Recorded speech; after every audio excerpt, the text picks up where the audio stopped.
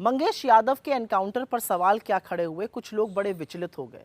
लोग तो यहां तक कहने लगे कि आपको अपराधी की भी जाति दिख रही है, लेकिन कुछ सच ऐसा है जो जान लेना जरूरी है।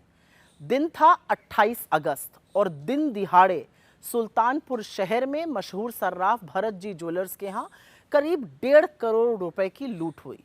पुलिस के मुताबिक इस लूट में कुल 11 बदमाश शामिल थे और इसका मुख्य आरोपी विपिन सिंह नाम का एक आदमी था। इस पर गुजरात से लेकर उत्तर प्रदेश तक 8 जिलों में लूट के, चोरी के, हत्या के प्रयास के, डकैती के करीब 36 मुकदमे दर्ज हैं। लेकिन विपिन सिंह बड़े नाटकीय तरीके से पुलिस को चकमा देता है और 4 सितंबर को जाके कोर्ट में सरेंडर कर देता है। लूट के 4 दिन बाद मतलब 2 सितंबर को पुलिस मंगेश यादव के घर पहुंचती है। आधे कपड़ों में लेटे हुए मंगेश को पुलिस रात के करीब 2 बजे अपने साथ लेकर चली जाती है। इसके 3 दिन बाद, 2 को लेके गई, 3 दिन बाद 5 सितंबर की सुबह मंगेश को तथाकथित एनकाउंटर में मार दिया जाता है। एसटीएफ दावा करती है कि मंगेश के पास से 32 बोर की पिस्टल, 315 बोर का तमंचा, बाइक और लूटे हुए जेवर बरामद किए गए। अभी तक ये जेवरात कहीं दिखे नहीं है। इसके अलावा पुलिस जब मंगेश को अपने साथ लेके गई थी तब वो निहत्था था, ये उसके परिवार का कहना है, उसके पास कुछ नहीं था। इस घटना में शामिल 11 अपराधियों में से सिर्फ एक मंगेश यादव का एनकाउंटर किया जाता है, जबकि घटना में 3 सितंबर को सचिन सिंह, गोविंद सिंह और त्रिभुवन को मुठभेड़ में घायल करके गिरफ्तार कर लिया जाता है। इनमें से किसी की जान नहीं जाती है।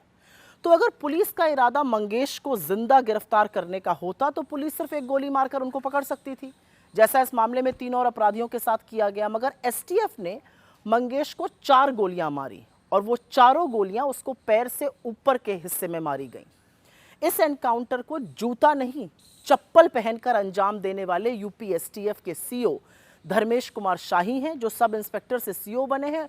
2019 में वो डिप्टी एसपी की रैंक पर प्रमोट हुए थे। ये वही शाही हैं जिन्होंने अभी तक करीब 50 से अधिक एनकाउंटर किए और इनके बहुत सारे एनकाउंटर पर सवाल खड़े हुए हैं। ये वही डीके शाही हैं जिनकी पत्नी रितु शाही बीजेपी की नेता हैं।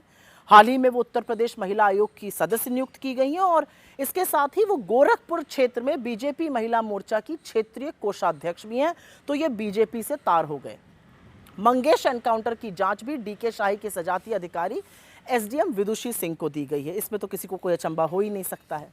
खैर, जो लोग अपराधी की जाति पर उठ रहे सवालों से विचलित थे, क्या अब उनके पास कोई जवाब है? क्या अब वो आक्रोश नहीं दिखाएंगे?